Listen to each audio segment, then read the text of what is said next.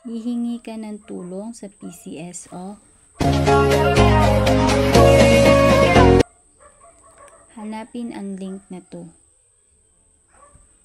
NCR application, para lang ang application na to sa mga sinasakupan ng Metro Manila. Pero kung taga-probinsya ka, kailangan mo magsadya sa opisina. Iba na ang sistema ngayon ng PCSO. Di na kagaya noon, hassle pumila na madaling araw para makakuha ng numero at limitado lang din ang pagbigay nito. Ngayon ang PCSO ay hospital partner na. Ang bawat government hospital na partner na ngayon ng PCSO ay maaari nang iproseso sa malasakit.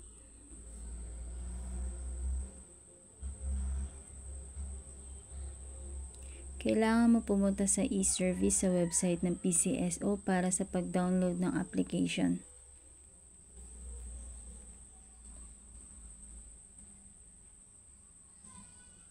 Kung hindi partner ng ospital na pinagagamutan mo ang PCSO, kailangan mo mag-online application.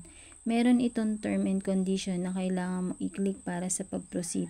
Pero kailangan mo rin dito na mahabang pasyensya para sa pagpasok ng kanilang appointment.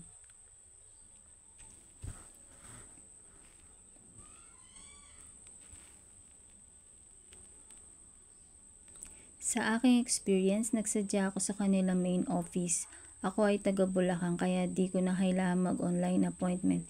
Pero dahil ako ay nagpapagamot sa PHC at partner hospital nito ang PCSO, binigay nila sa akin itong requirements na iproproseso ko sa malasakit.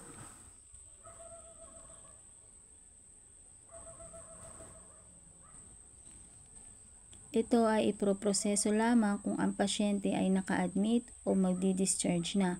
Kung kayo ay may katanungan, mag-comment. Sana muli ay nakatulong ulit ako. Thank you.